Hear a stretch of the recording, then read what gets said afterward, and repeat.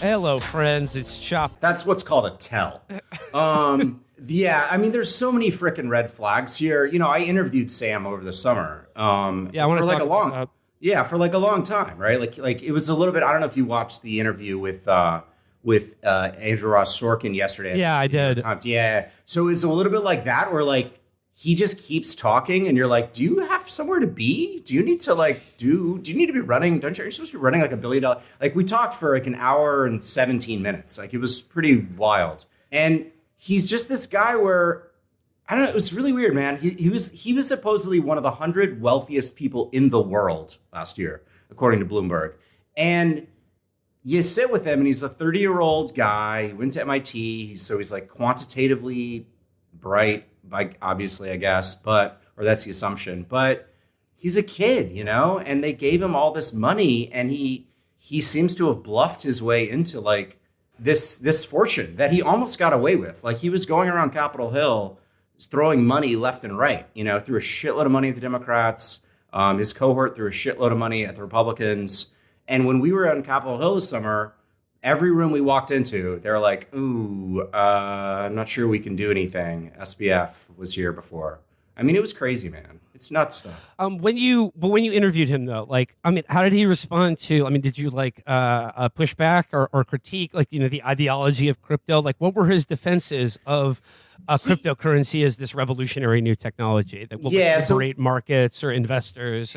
Yeah. So he's not one of those laser eyed. He's not a Bitcoin maxi. He presents himself like his role. The role he's playing is like sweet California kid from good family who is like the sweet face of crypto, this completely unregulated, totally sketchy, you know, area. And he's going to be the good guy, and you can trust him, and you know, like innovation will be kept at home, even though it's still in the Bahamas, but whatever. So it's not so much like asking him about the ideology. It's more, I was kept asking him, like, what does this shit do? Like, what does it do? Give me an example of what it does. And it was really wild, man. Like he just he can't answer the question. He goes back to basically payments.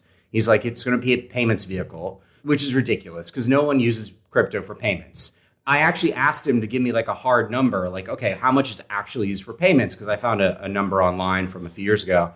And he said like 4 billion, which seemed like a wag, like a wild ass guess. But even if you gave that number credibility, that's like what, like 0.4% of Bitcoin, of crypto's market cap at the time. Like it's nothing. It's a trivial number. People are not using this for currency because it doesn't work as currency because it's not a fucking currency.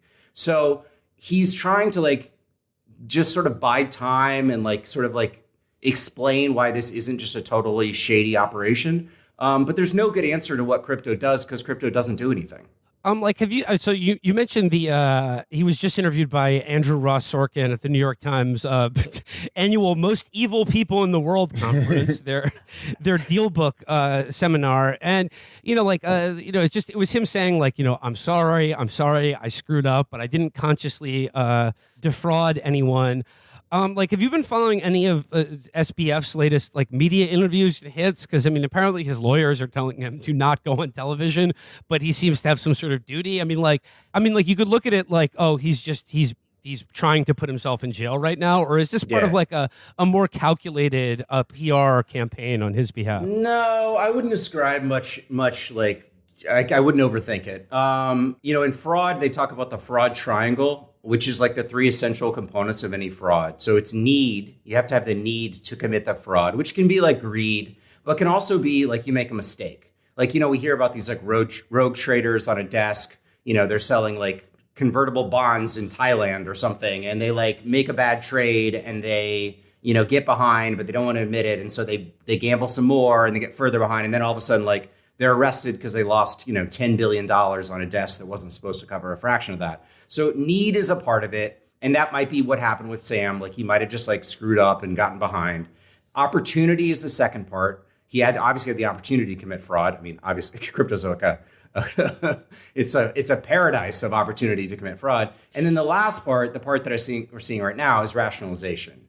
You have to rationalize your behavior because very few people actually are comfortable like admitting that they did a bad thing and they were bad people and all that stuff. It's more like, no. let me explain. I made some mistakes, blah, blah, blah, blah, blah, blah, blah. So that's what that was for an hour and however many minutes yesterday. It was like him rationalizing and trying to like explain why he hadn't defrauded people.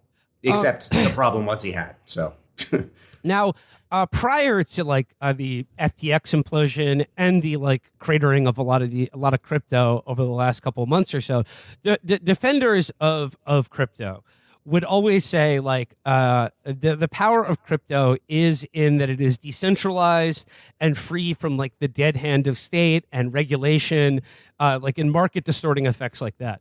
Well, now that it's cratered, you've been seeing a lot of the same people sort of ask, hey, where was the regulation on this? Or like, like the state needs to intervene and, I don't know, either make us whole again or make it so this doesn't happen again. Oh, yeah. And not only that, but they're like, where were the regulators before? Gary Gensler, like, where was he? He should have been all over this. And you're like, it's so, I mean, it'd be funny if it wasn't so sad. I guess it is kind of funny, but they're so hypocritical. I mean, they're going around like literally, 2 months ago, they're like, the SEC needs to stay off our backs. Like, these aren't securities.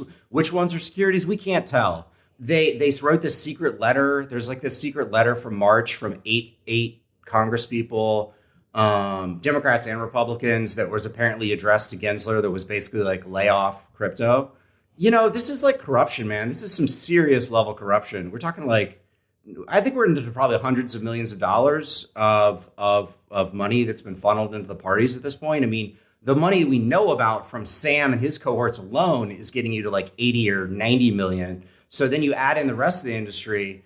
I mean, it's just gross, dude. And there's not like, these are zero sum games economically. They are. Like, I don't know how to explain it more clearly than that. These are not adding value to anything. The only way that you win in crypto is by someone else losing.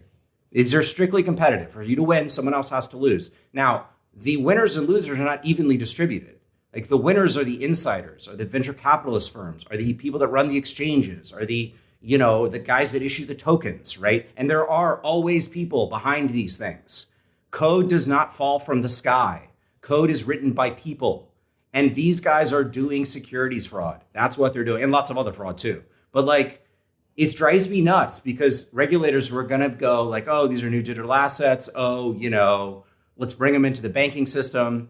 And if that had happened, and they were damn near close, if that had happened, you could have had a subprime 2.0 from crypto. You absolutely could have. And then everyone's affected. And then even if you don't own crypto, your pension is hurt.